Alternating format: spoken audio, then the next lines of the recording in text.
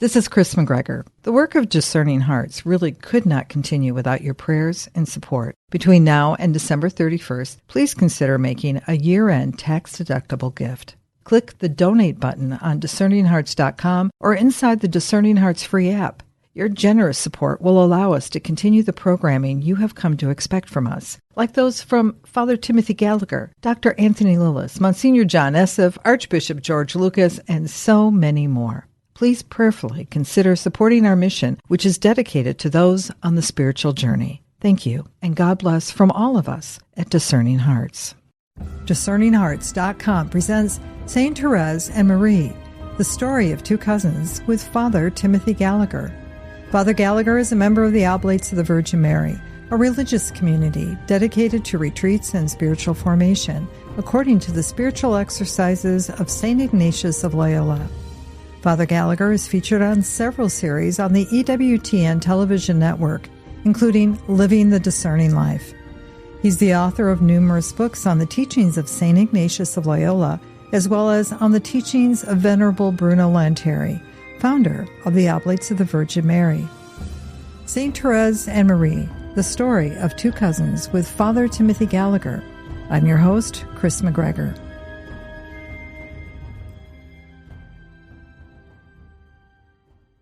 Well, this next quotation is from 2 months after Marie's profession of vows, which was on March 25th of this year, 1897.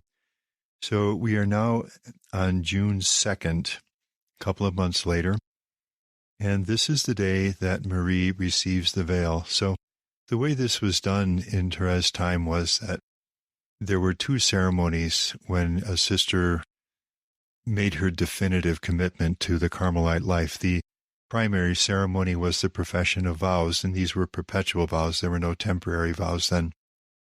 And this was done in private, in the presence of the community gathered in the common room, gathered in the choir, with the prioress presiding. So Marie has done this on March 27th. She is perpetually professed, but there is a second ceremony some weeks later in which the sister receives the black veil, which is the visible sign of perpetual profession as a Carmelite. So she no longer will wear the white veil, which is the sign of the novice, but she's now even visibly perpetually professed. And this is what happens on June 2nd. So this is a ceremony, and this is public. This is in the church where the public can attend. So the family is there. There is a visit in the speak room afterward, and it's later in the day now, and this is Pauline, Mother Agnes of Jesus, who is sending this note to Thérèse. And what she's discussing here with Thérèse is, should I ask the prioress, Mother Marie de Gonzague, to give you the obedience to continue the writing of the story of your life, which had stopped at her entrance into Carmel. And she really wants this. She sees it as valuable, but she hesitates because she doesn't know if she's going to be tiring Thérèse too much by asking this. Is it worthwhile my asking our mother for the continuation of the little life, with a capital L? I fear that if she agrees, this will tire you out, even that it may be impossible for you to do it. Your condition is worsening so much. In point of fact, the following day, Mother Marie de Gonzague does give that order to Thérèse, and that's why we have the final chapters of the story of a soul, what is called Manuscript C. And Thérèse writes this at some cost to herself because her energies are waning. She writes in June. She'll also talk about the frequent interruptions from the sisters who are just wanting to be charitable and distract her. She's unable to move. She's in that extended sort of wheelchair that her father used and that she's now using.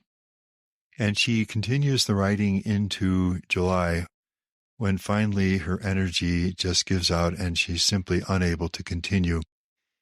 And you note this even in the writing in the manuscript, because at a certain point she's just too weak to manage the pen and the ink and all of that. And the last part of it is written in a rather shaky, trembling hand in pencil, until finally she has to stop.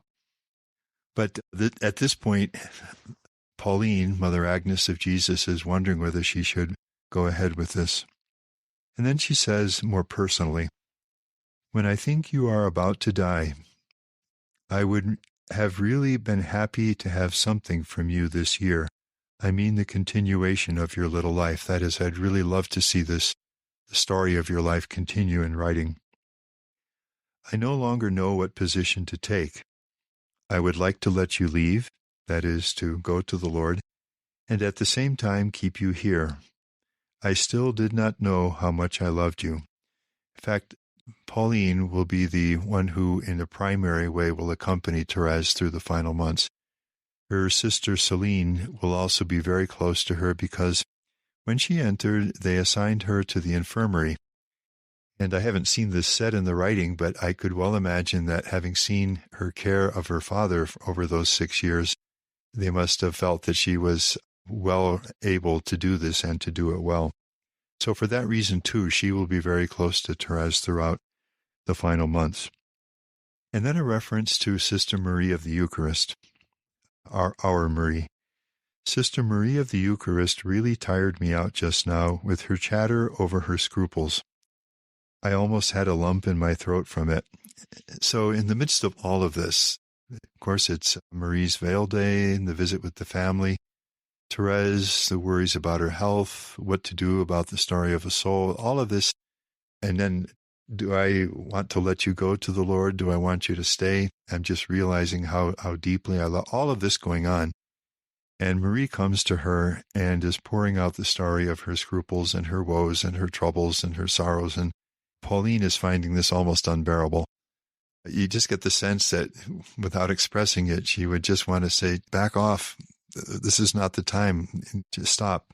And then Pauline continues, I can imagine what you suffered from her. So in the same way, as assistant novice mistress, her formator, and she is coming in your regular meetings, as Thérèse is meeting with all 5 of the novices, and always the same story and the same woes and the same sorrows and the same doubts and the same confusions and burdens and so forth. I can imagine what you suffered from her. This is why I said earlier that Marie she's everyone. She's all of us. She loves the Lord. She's giving her life to the Lord, but she has her human weaknesses. I can imagine what you suffered from her. But all that is over. Of course, with her current condition of health, Thérèse is no longer able to accompany the novices. And what a beautiful crown has been made for you. So the love you've shown, the patience to carry Marie and the others, what a beautiful crown has been made for you. Now, we'll be looking at some of this a bit later, but the editors here insert one of these remembrances of Thérèse by Marie, referring to this time when they're together in the Carmel and Thérèse is the assistant novice mistress. So let's quote it here. It comes well here.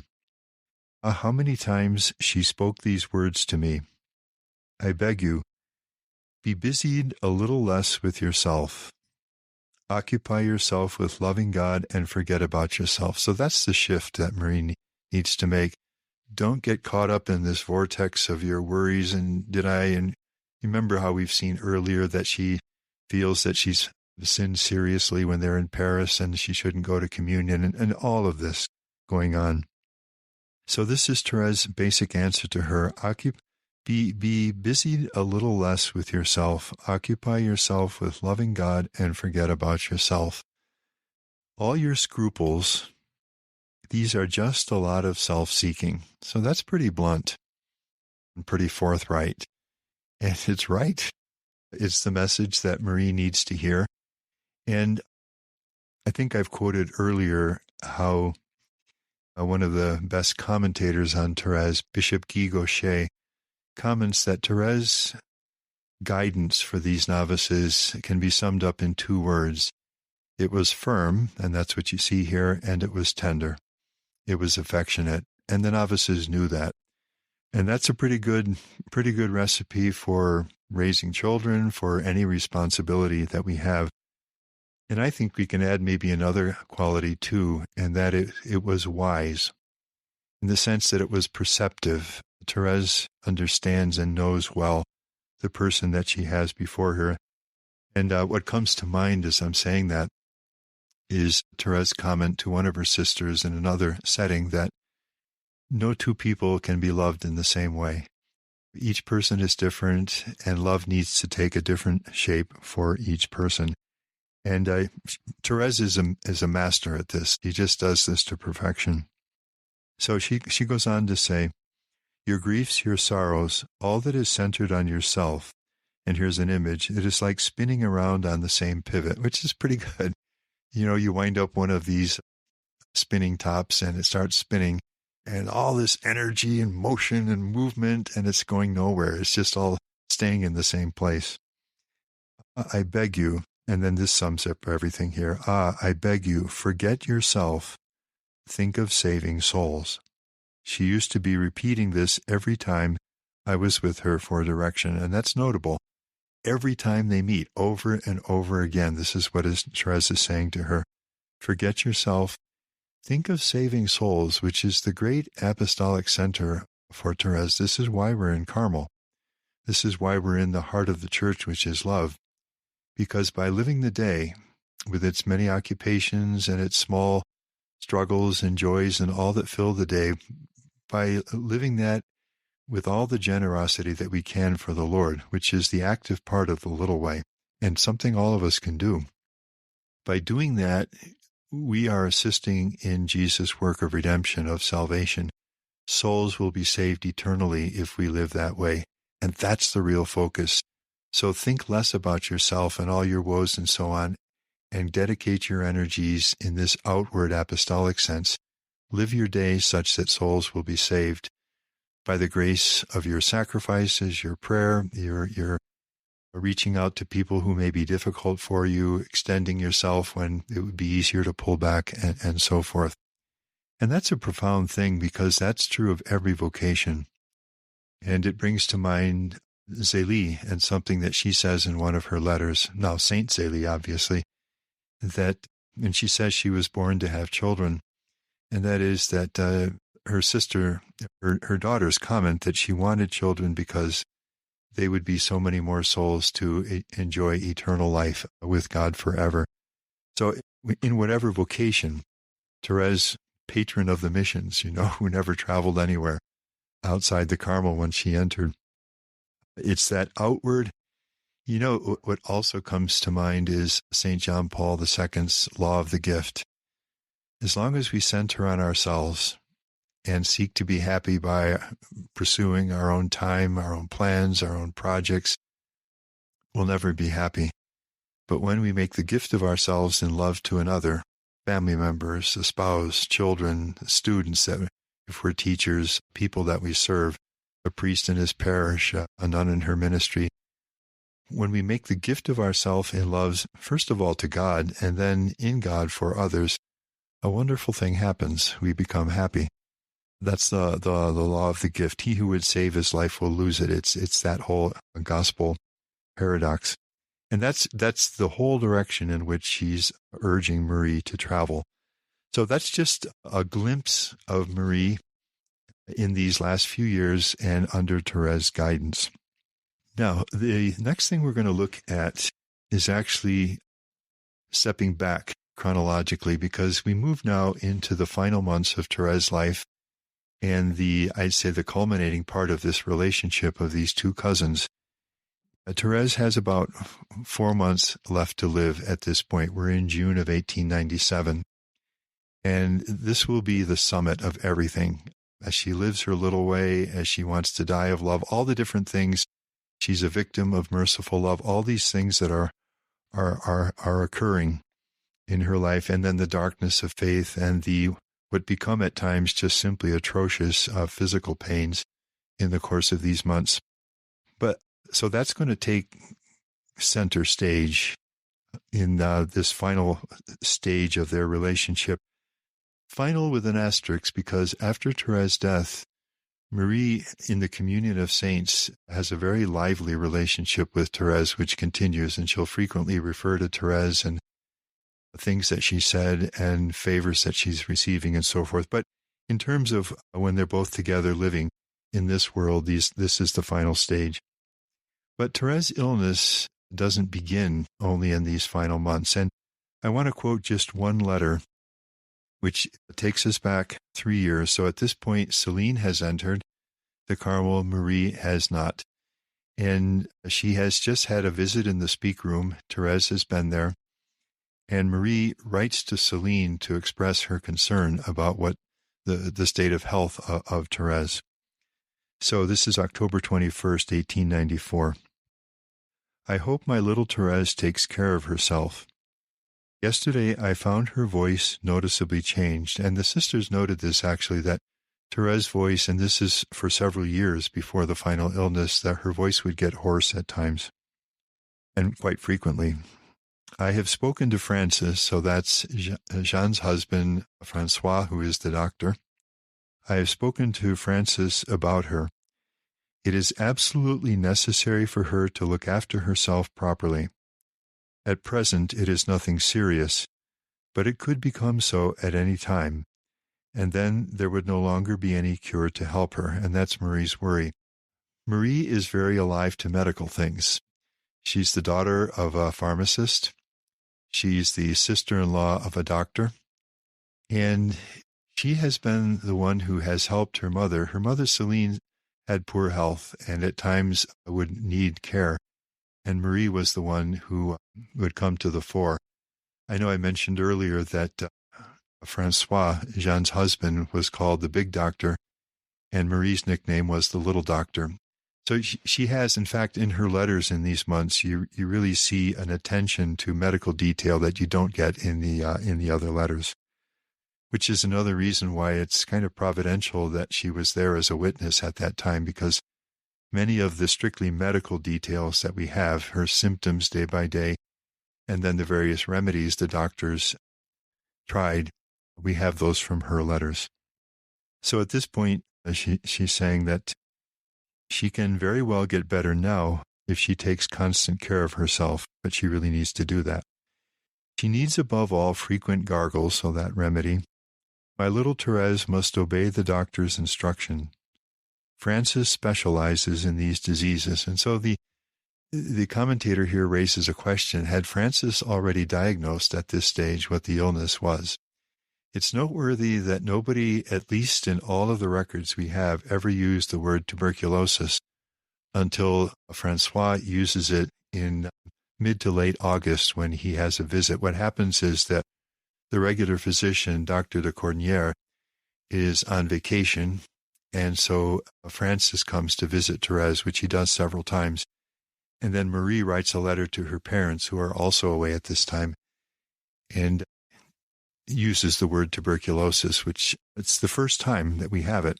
We'll come back to that in a minute. I believe what he says, Francis, and have confidence in him. He cured Monsieur Ferrul of a very serious complaint. Was it tuberculosis? She doesn't specify. He will also cure my little Thérèse. And then at the end of the letter, P.S., Papa, so that's the pharmacist Isidore, insists that Thérèse be well cared for. When I spoke to him of her, he seemed worried. Now, as I mentioned, we're blessed to have a witness of Marie in these months. In these months between June and September, we have 19 letters that Marie wrote to her parents about Thérèse's situation.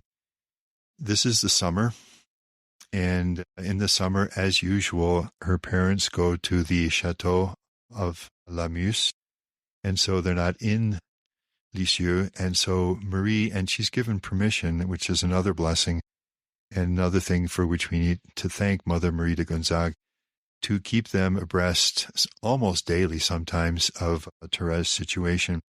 And when they return from La Muse, they have a difficult choice to make, the parents, her parents, because Isidore suffers a great deal from gout, and in a way that was very common at the time, they would go to the waters of Vichy, Vichy in France, which was widely utilized as a health resort. So bathing in the waters, drinking the waters, and he would find some relief there. They're back from La Muse, Thérèse's situation is what it is. They just don't know. Should we go? Should we not go? But this is where you get this in and out, up and down, these fluctuations of Thérèse's illness. There are times when in July, there was a point when they just all were convinced she was going to die, and then she came back from it. Came back, relatively speaking. The worst of it subsides, but the tuberculosis is still taking its course with its accompanying symptoms. And so finally, after much hesitation, her parents do decide to go to Vichy. And in a way, that's a blessing for us because Marie continues to write letters. Once they do return to Lisieux, there are no more letters because they can actually come and visit at the... But so we have 19 of these letters. And as I just mentioned, she writes these with the sort of somewhat trained eye of one who is used to physical things and has been around doctors and pharmacy throughout her life. Now, it's too much for us to go through all of them. It would take us too long. But if you do want to read them, they're readily accessible. They're on the website of the Carmel of Lisieux. And they're also reproduced in the significant parts as regards Thérèse's situation in the book Last Conversations, and you can find them there. So I'm going to make a selection of letters and even just some parts of letters for the sake of time here. All right, this is 3 days after that June 2nd, the day of the reception of the veil that we spoke of. And she's writing to her parents. My dear little father, that's that repeated, endearing little that's always there. Our little sister Thérèse of the child Jesus is really very sick, and we are deeply disturbed. Dr. de Cournier is another player in all of this. He had a son, Joseph, who was a priest, and they were good friends of the Guérens. In fact, there are some of the photos of Joseph there with the Guérin family at La Muse. And Dr. de Cournier was a doctor who served the poor without charging anything. And he was the regular doctor for the Carmel, which was a very poor Carmel, as I've mentioned before. And so it was a great blessing for them to have this doctor who was willing to provide his services without charge. And he also, with time, became a good friend of the prioress, Mother Marie de Gonzague.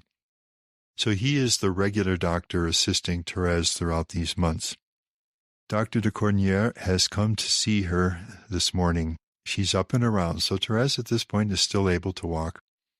But she's experiencing a general state of weakness. She herself now realizes that she's very ill. In point of fact, I think you'd have to say that Thérèse knew it before anyone else did. But if you read her letters, for example, throughout even these last months, there is maybe one reference to her own health in the course of it. And if I remember well, that's to the seminarian or the young priest to whom she's writing, letting them know there's kind of farewell letters but basically it's just astounding that here she is gravely ill and there's no reference to it. In fact, when she had those hemoptyses, the coughing up of blood, the preceding year on a Holy Thursday night and Good Friday, she never said anything to anyone except to the superior, about that. Pauline only learned about it months later. And Thérèse did that because she just didn't want Pauline worrying. She feels sharp pains in her side and can hardly eat anything. I fear I'm disturbing you, dear Father, but we are very much upset.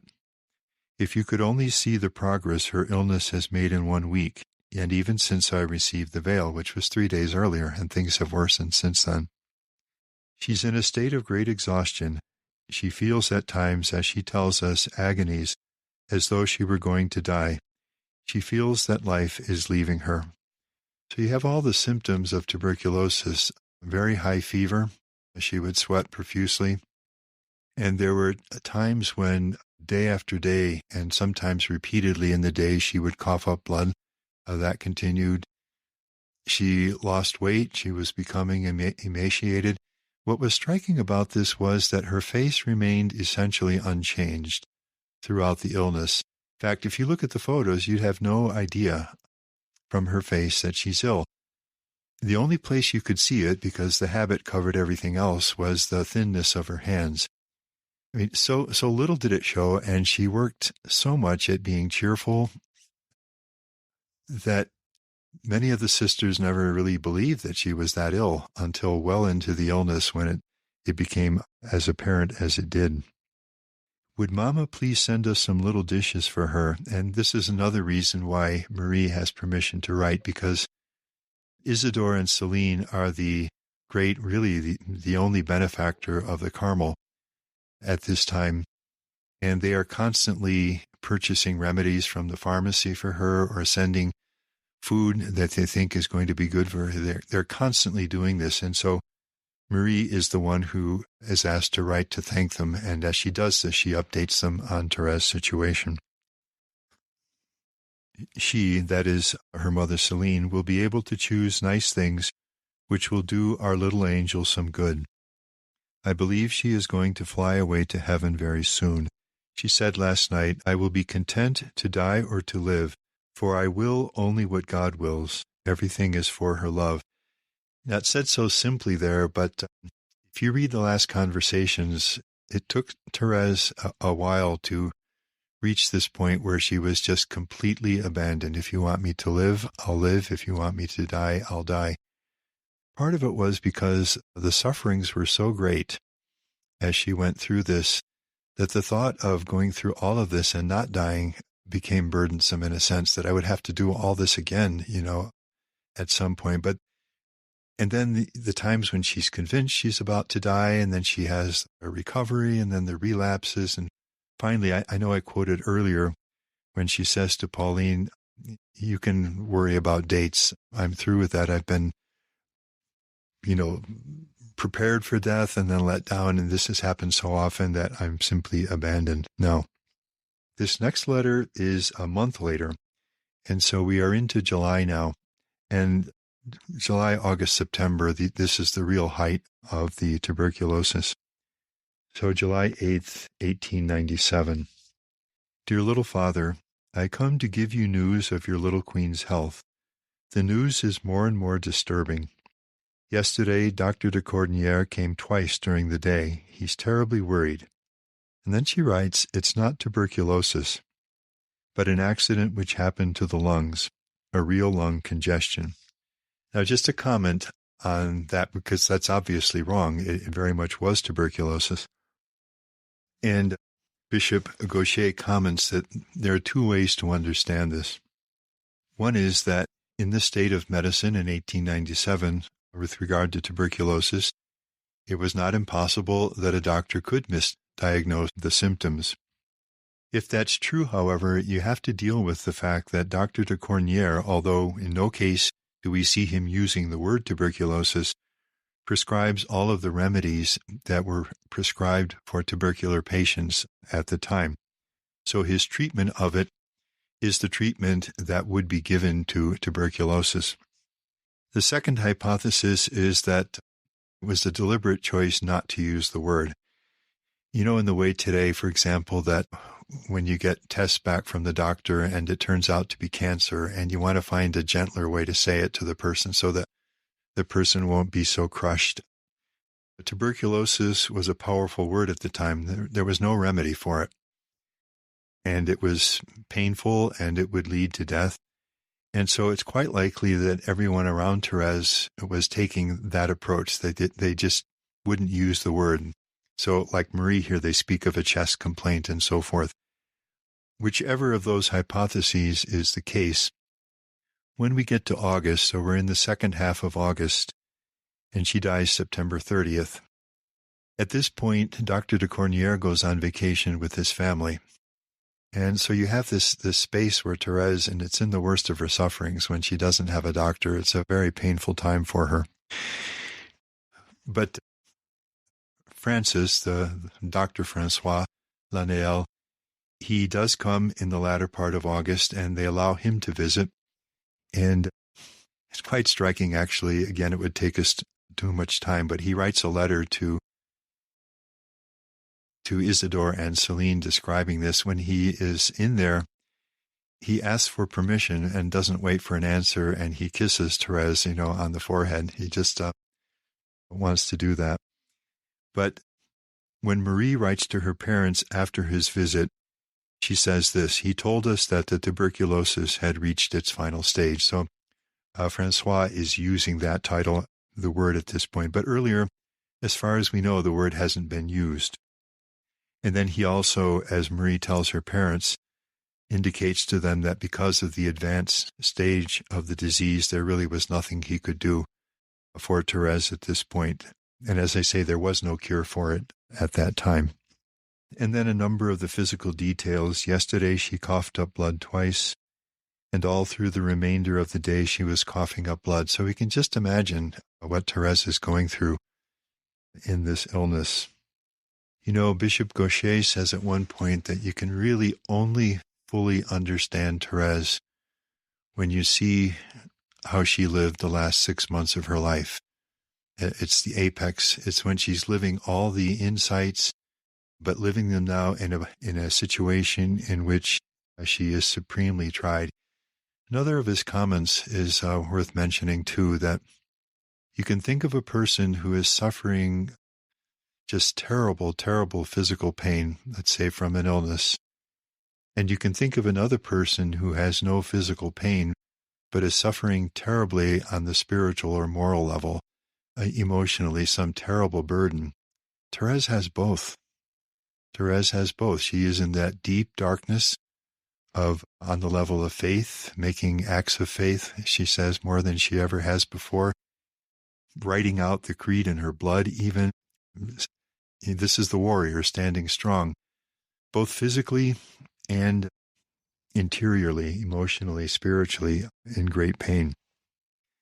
Dr. de Cornière, yesterday morning, that's the answer to any remaining misconception of Thérèse as a pampered child in a loving family and in whose life everything was sweetness. That's completely wrong about every stage of her life, beginning with age 4 when her mother dies, and then she has the illness and all the rest of that. But it's also a commentary on the full name. She is Thérèse of the Child Jesus and of the Holy Face. And in fact, I know we've talked about this elsewhere, says to her sister Pauline at one point that it's the latter phrase that is the real center of her spirituality. Yes, she does live with that childlike spirit and the simplicity in her relationship with the Lord. But the deepest center of her whole spirituality, as she said, is the Holy Face. And by that she means Isaiah 53. There was no beauty in him to make us look at him. He was struck down. For the Holy Face for her is that image of Jesus in his passion. And you see her living that in these months. We'll return to St. Therese and Marie, the story of two cousins, with Father Timothy Gallagher in just a moment. Did you know that Discerning Hearts has a free app where you can find all your favorite Discerning Hearts programming? Father Timothy Gallagher, Dr. Anthony Lillis, Monsignor John Esseff, Deacon James Keating, Father Donald Haggerty, Mike Aquilina, Dr. Matthew Bunson, and so many more.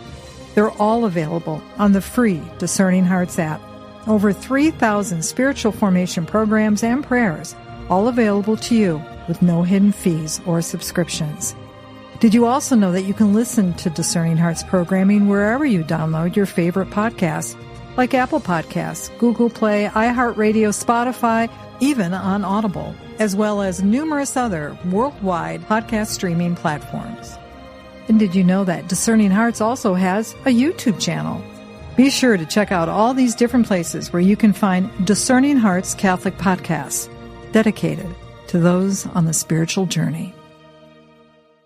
Discerning Hearts provides content dedicated to those on the spiritual journey.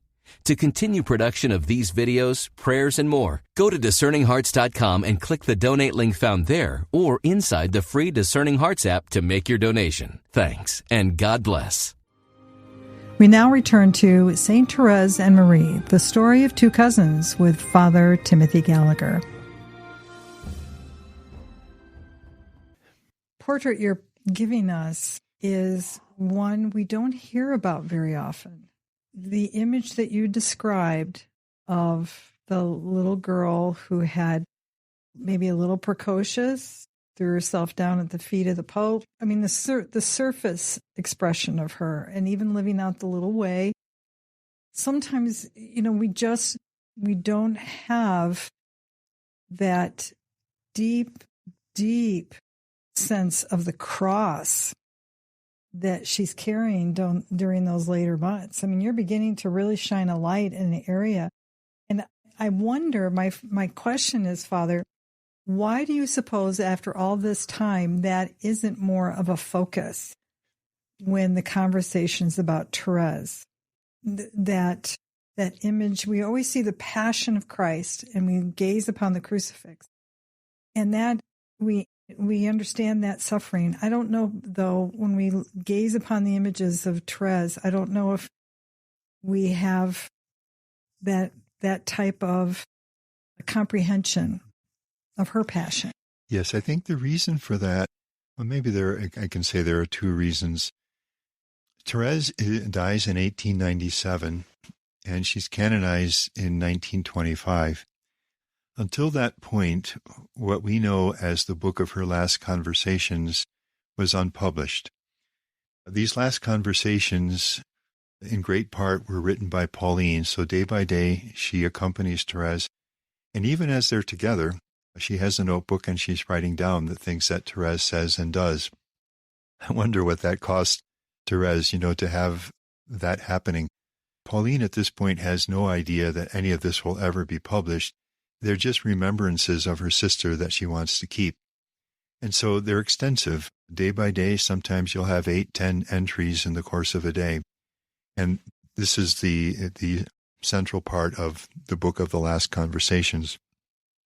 Celine did something similar, not quite as lengthy as Pauline, but she also did, and we have those in last conversations. And as I said, she was right there. And then she actually lived in the next room as the infirmarian, to whom they'd essentially given over the care of Therese. And then you have shorter accounts of others, her novice sister Marie of the Trinity, Marie herself, as we'll see, wrote some of these, and then some others, her older sister Marie, and so on. But none of this was given to the public. And when it was then given to the public, it was the year after Therese was canonized, so it's in 1926, that Pauline, to whom we owe so much, people will sometimes criticize the selections that she made, but without Pauline there would have been no story of a soul and all the rest that happened. And the same is true of these last conversations. Pauline, as she says, was of the opinion that the humanity of a saint should not be shown too much, because it would disedify people. Bishop Gaucher comments that even though that was her stance, and that's where you get this sort of, what would you say, a little, if I can invent a verb, angelized version of Therese a bit, Even though that was her stance, and that's what she did in editing the writings, which Therese had given her permission to do, by the way. In her notebook where she's noting down the things Therese said and did, you absolutely see the humanity of Therese in a very profound way. So none of this was available early on, and when it was made available without some of the kinds of details that we're sharing here. So I think it's really no fault on the public's part that they just simply didn't know this. What has changed all of this is that as the centenary of Therese's birth and then her death approached, so that would be 1973, the centenary of her birth, and then 1997, the centenary of her death. Bishop Guy Gaucher, whom I've been quoting, was a key player in this, and we really owe him an awful lot. But they got together a team. There's a Carmelite sister in there who was excellent at this kind of thing, and several others as well, and put together the project of a centenary edition of her works, which would be complete and would have all the scholarly apparatus and the notes and everything. And they did that. Just a magnificent, magnificent contribution to Therese. So that as that was completed, I believe it was in the 1990s it was completed, for the first time we have access to Therese in a way that we never had before. And in fact, the editions of her writings that we read today, so the most common edition of The Story of a Soul, the one translated by Father John Clark, is taken from that centenary edition of the complete works. That was 8 volumes, the complete works of her writings. And the same thing with Last Conversations. He takes that from what we have in 1 volume as Last Conversations. In the centenary edition is 2 complete volumes because they added an awful lot of notes and complementary apparatus to it. So we have access to it now in a way, and that's pretty recent. It's not many years ago that all of this was published, and that it took time also to get things translated and published in English, and not everything has been translated yet into English, but all of the significant things have. So it's only recently that we've had this kind of access to Therese. So it's there. I mean, that's where I'm finding it. But you have to read. You have to go back to the sources, which we now can do in a way that even 30 years ago would not have been possible for us. And now you can see the humanity of Therese. And what happens is, not only is she not diminished by it, but she's made all the more approachable and lovable, I would say, and real. And I've said earlier, and I'll say again, that maybe this would be a third reason if you want. I don't think you ever get to the bottom in Therese. Bishop Guy Gaucher will say this too. He speaks of her personality as fascinating and mysterious. And again, I'd say he's right on the money with this. The deeper you get into Therese, in a sense, you say, oh, I had no idea. And you're not at the bottom yet. I'm kind of, in a much more humble way, I very much subscribe to what Bishop Guy Gaucher says. I'm resigned to the fact that I'll never get to the bottom of Therese, which is a happy problem because there's always more to discover. Let's keep in mind, too, that all that we're saying here, we're only looking at one small thread in Therese. This is her relationship with her cousin. That's all we're looking at. And it's just opening up so much more. That's my problem, by the way. I have to stop myself from keep going on. Well, I just have to also ponder the role of the church in her canonization, not wanting every scrap of paper from Pauline and Celine, because Celine kind of held some stuff back too. It wasn't until after her death, if I'm not correct in that, but they were able to get to what was left. And again, remembering they're the ones that actually wrote everything down. So that's really good. I'm surprised that the church didn't say we want every scrap of paper. In many ways, that's the demand today for those who may be brought forward for an examination for canonization, their process of even servant of God. They want to see they would like to see everything so that they can assess it properly. Oh, sure. Actually, there were 2 processes. There was the one for her beatification. So you have all the witnesses and examination of everything. That takes place locally up in Lisieux and the area. It's in the diocese. And then you have the second process, which takes place down at Rome. And so the first process leads to her being declared venerable, the heroicity of her virtues and that her writings are without error. And then the second to her beatification and her canonization. So all of this is done in great depth. But Therese, apart from the Story of a Soul, which they published after her death, Therese never published anything. So it's not like John of the Cross, who has several books published during his lifetime and so forth. And we're talking here, there are thousands of letters, for example, if we look at all the letters of the different family members to each other and so forth. They would have gone through the writings to a point in which they were sure that there was no error here. And then to her life, to the point where they could certify that there was heroic virtue here. That's what they do in the process. But I don't think you can ask the process to publish everything.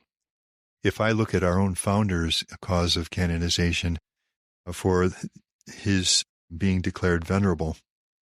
An extensive volume was published of his writings, selections of his writings, and then witnesses from various people. And I'd have to look at it again, but it's well over 1,000 pages. An enormous amount of work that went into this, to the point where they could say, yes, he lived with heroic virtue and his writings are without error. But if you were to read every single thing that he wrote, we have stacks and stacks and stacks of volumes of manuscript writings, many of which have not been published yet. More has obviously since that time been published. Okay, well, let's pick up with the letter here then. This is July 8th.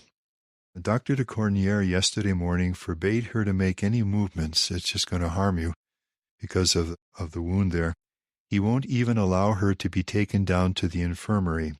And that would happen not much later, actually, until the wound in her right lung is healed. So they know the lung is affected. Nobody's calling it tuberculosis. But what's happening is, as these weeks are going by, the tuberculosis is gradually undoing the cells of the lung so that it's going to get harder and harder for her to breathe.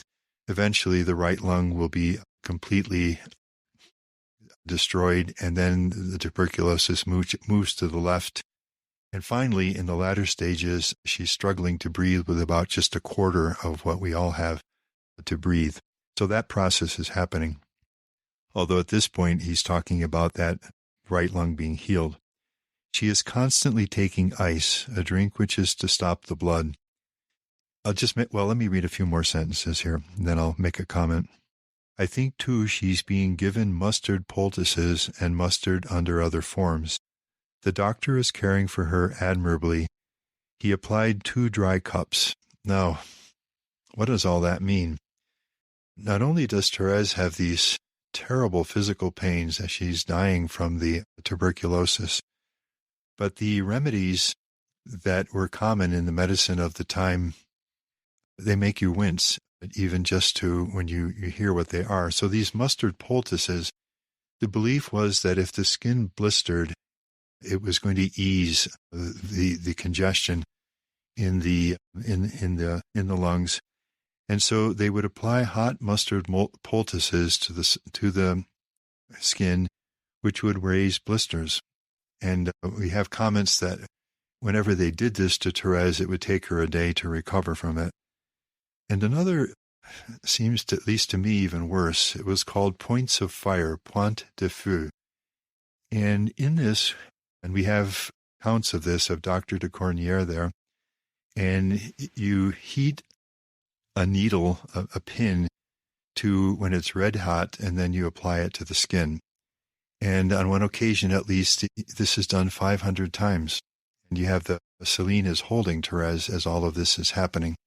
And again, the thought was that somehow this would cause the blood to circulate better, that would help with tuberculosis. This dry cups is another thing that is hard even to think of. And so, again, to the external skin, you apply a cup, properly made out of glass or whatever, and then there are various ways of doing it. You withdraw all the air from it. And what that does is it causes the skin to blister. Oh my gosh, it just freaks me out. Oh my goodness. No, isn't it something? Oh. Since we're on this, I'll mention this now because it'll come up later. For about 3 of these months, Thérèse was put on what was called a milk diet. This goes back centuries, the thought that milk is helpful when a person has tuberculosis.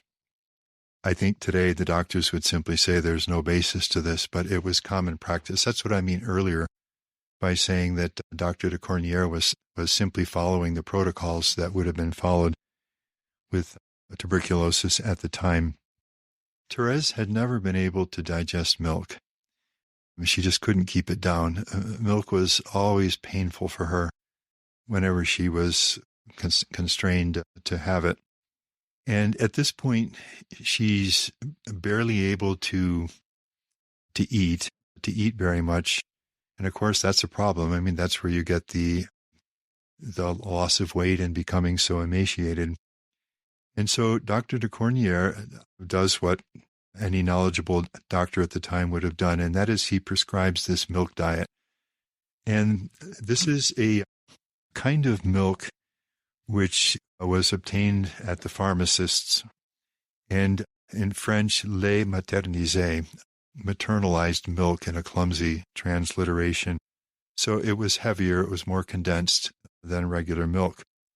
And for 3 months, this was the diet Therese was on, until finally she was in such extreme pain toward the end that later in August, they finally allowed her to stop this. But this is from Pauline's notes, and this is July 3rd, so it's right around this time that we're reading this letter. And Pauline, this is one of these things she's writing down. It's there in the last conversations. Since milk made her sick, and since she was unable to take anything else at this time, Dr. de Cornières had prescribed a kind of condensed milk that was to be obtained at the pharmacist's under the name of lait maternisé. This prescription, for various reasons, caused her pain, and when she saw the bottles arrive, she began to shed, the translation here says warm tears, literally hot tears. And now this is Therese. Nobody ever knew what food she liked. She would eat anything. They always knew in the kitchen when there was food left that nobody would eat, they could give it to Therese and she would eat it. She had various allergies with regard to food. She never let the cooks know, and she would simply eat whatever. And this is Therese, who, when she sees these bottles of milk arriving, she begins to cry. It just tells us just how hard this was for Therese to have to absorb this milk diet, on which she was given. My daughter is lactose intolerant, and it's painful. I mean, she literally cries if she finds out that there's a substance that has milk products in it. And when they eat it, it literally causes severe cramping in the gut. My gosh, Father Gallagher, the girl's being tortured inside and out, literally. Very much so. And it brings to my mind the last months of Zélie as she dies from her breast cancer. She, rightly, never had any faith in any of the remedies the doctors proposed. She did have recourse to her brother Isidore, the pharmacist, to get his advice and use some of the remedies that he suggested. And it's like mother, like daughter in the last months. And Zélie suffered terrible pain also in the last months as she died of cancer. There's one more thing to add here, and that is that morphine was known, so a way of mitigating pain. And this is one of the difficult things in this. Was it appropriate for a religious woman to use a sedative like that, to use morphine? And we're still in the earlier stages of all of this. And the prioress, Mother Marie de Gonzague, just felt that it was not right for a nun to use that. And so Therese was never given a morphine injection. Toward the end, they would slip a little morphine syrup into some of her food or what she was taking in. And sometimes her sisters mentioned that they wouldn't tell the prioress, that they were doing this. So essentially, she went through all of this without any painkiller, basically. Imagine going through cancer without a painkiller.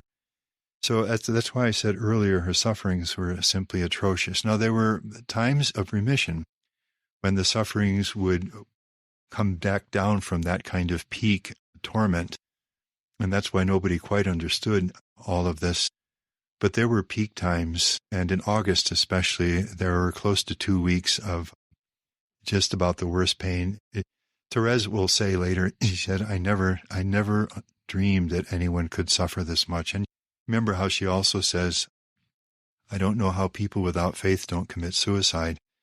And she says, don't leave the medications near me, because when the pain is so terrible, you'd do anything to be free. So from all of this, she took this phrase from St. John of the Cross, to die for love, and she wants to die for love. And that gradually came to mean for her not the peaceful, gentle death that John of the Cross describes, but the death of love is Jesus on the cross. That's the death of love, supreme love. And she wanted to be a martyr. I think you can say she was a martyr. I don't know how any martyr could have suffered more than Therese did in those months. This isn't what classically is known as white martyrdom. People that will, a different type of suffering, so many of it. I mean, just enduring the pain of just everyday life and witnessing the faith. But this is, especially when it's being inflicted upon you and you're engaging it, you're allowing it in faith to witness and to do it for Christ. This is, I'm not a scholar professional in the field of theology as you are, Father Gallagher. Boy, it sure screams red martyrdom to me. Well, this is what I'm saying about there are depths in Therese that we have only begun to explore. Thank God we have access to them now because the sources are available to us. But when you get into them, the image of Therese as the pampered, sweet saint who threw rose petals and all of that, that's so far removed from me now, I can't even remember seeing Therese that way. And we're blessed, actually, as I'm saying, that Marie, her cousin, was a witness to this, and she's the one who's giving us these details. And it says a lot about Celine, too, if you don't mind me interjecting that real quick, because I've known people that have had to accompany in their life the suffering and dying of family members.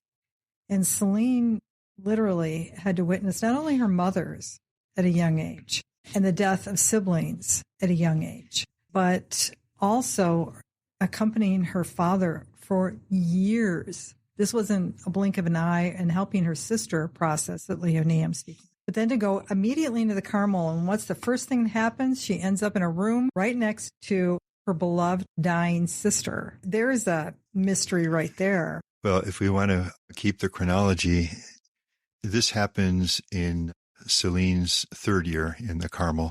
So she enters in 1894, and this is 1897 when all of this happens for Celine. But that's a good observation that she has seen a lot of death, and not simply seen, but in terms of her father and Therese, she has accompanied it and watched it.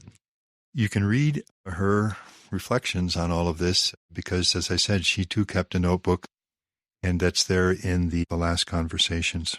So Marie continues. This is July 8th. The doctor is caring for her admirably, etc. She had a very bad night, and this morning she was telling us that the souls in purgatory couldn't burn any more than she did. Her fever was so strong. In fact, the fever caused so much sweating that not only her habit, but even the mattress would be just soaked from her sweat, from the fever. And in addition, she was seized with fits of suffocation as her lungs are gradually deteriorating and breathing gets harder. Now that's one side of it, the extreme pain at times, the constant suffering, and at times extreme pain that Therese endures, coupled with the spiritual darkness that she's undergoing. But the amazing thing is how Therese responds to this. That's why I think when we don't shortchange the physical sufferings, and I'm not going to keep repeating in all the letters all those details now that we've said them, but they are there all the way through. But the way she responds to this is just, I don't know, I have to say astounding. And this is where you see what the little way really can mean. When you can smile, be good to people who are causing you physical pain, though they don't know it, and do all of this in the daily things, even in circumstances like this. That's why I say, I think Bishop Gaucher is right when he says it's only in the last 6 months of her life that you really see the full depths of what all of these spiritual realities mean for Therese. So Marie goes on to say to her parents, when we visit her, we find her much changed, very emaciated, but she's always calm, always ready to joke, and that's not an exaggeration. Earlier, I've mentioned a few of the puns, and they're from these months. She sees death coming, and she's happy. She hasn't the least fear of it. This will sadden you, dear little father, and it's quite understandable. So I pause there for a moment because what Marie writes is true. It's almost true. She sees death coming and she's happy. She hasn't the least fear of it. There were a few times in the crushing burden of the darkness in which she felt abandoned by God and struggled even to believe that there was a heaven, which had been the goal of her whole life. When some fear did come in, there were some moments along the way. I would say that Marie's letters are slightly, how would you say? They're written, I would say, and Marie may not even be aware of it herself, but when you compare the kinds of things that we've just said with Marie's letters, I guess you'd say Marie doesn't fully understand the full depth of the suffering here and what's going on. But it's not Marie's fault in any way. I don't think anyone did. And Thérèse, if you will, is partly to blame for that because she wouldn't share some of this. She didn't want to burden, for example, her struggles with faith and so on. She was very cautious in even mentioning that because she didn't want anyone else to share those burdens. So much so that, for example, her sister Marie, the older sister, only learned of this when she read The Story of a Soul, And even what she said to Pauline and so on was very, very limited. All of us will be losing the greatest of treasures, Thérèse, but she's not to be pitied. Loving God the way she does, how well received she'll be up there in heaven. She'll go straight to heaven, that is certain. To mention the state the community is in, there are tears, sobs, and grief on all sides. Mother Agnes of Jesus is to be admired for her courage and resignation as she accompanies Thérèse.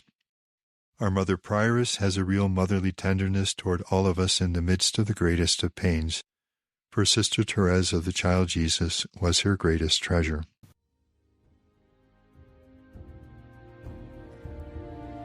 You've been listening to Saint Therese and Marie, the story of two cousins, with Father Timothy Gallagher. Be sure to check out the comprehensive summary and reflection questions contained in the show notes for this episode. To download this particular episode, along with hundreds of other spiritual formation programs, visit discerninghearts.com, or you can find them within the free Discerning Hearts app or wherever you download your favorite podcasts. This has been a production of Discerning Hearts. I'm your host, Kris McGregor. We hope that if this has been helpful for you, that you will first pray for our mission, which is to offer authentic and rock-solid spiritual formation freely to souls around the world. And if you feel us worthy, please consider a charitable donation, which is fully tax-deductible, to help support our efforts. But most of all, we hope that you will tell a friend about discerninghearts.com and join us next time for Saint Therese and Marie, the story of two cousins, with Father Timothy Gallagher.